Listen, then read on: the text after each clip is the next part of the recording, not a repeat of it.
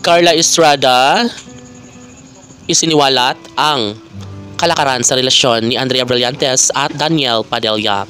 Yes, noon man ay talaga nga namang nakadepensa lamang si Ma'am Carla Estrada sa relasyon ni Catherine Bernardo at Daniel Padilla. Dahil nga naman aminado rin naman si Ma'am Carla Estrada na talagang gusto niya naman natili sa buhay ni Catherine Bernardo ang anak na si Daniel Padilla.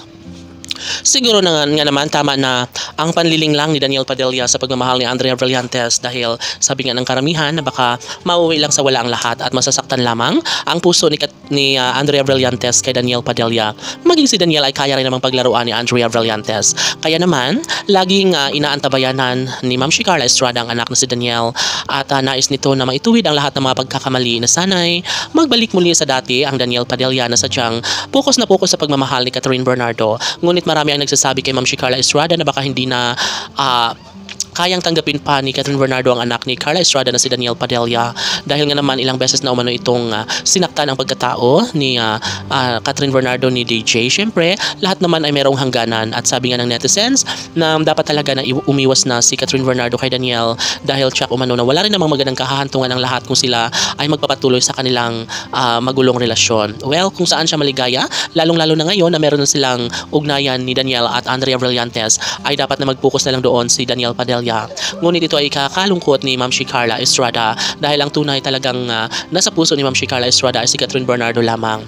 Laging ipinagdarasal ni Ma'am Carla Estrada na sana'y makabangon na muli ang anak na si Daniel Padilla. Sana'y maangkina ni Daniel Padilla ang kaliwanagan sa pag-iisip, mga desisyon na talaga nga naman kailangan ni Ma'am Carla Estrada, lalong-lalo na ang magbalik si Daniel Padilla sa tunay na pagmamahal ni Catherine Bernardo na siyang pinakapangarap ni Ma'am Carla Estrada na sana'y sila nga ang tunay na magkakatuluyan at magsasama sa habang buhay.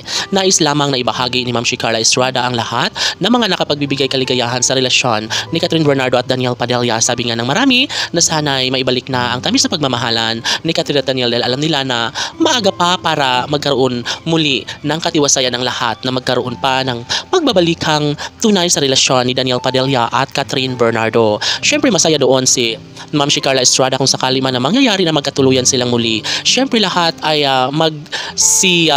hiyawan sa kaligayahan dahil deserve din naman umano ni Catherine at Daniel na lumigaya hanggang sa pagtanda. Ngunit ito lamang umano ay isang panaginip dahil wala nang babalikan pa si Daniel Padilla dahil tila sukong-suko na at ayaw na si Catherine Bernardo sa pagmamahal ni Daniel Padilla dahil paulit-ulit na lang umano siyang sinasaktan.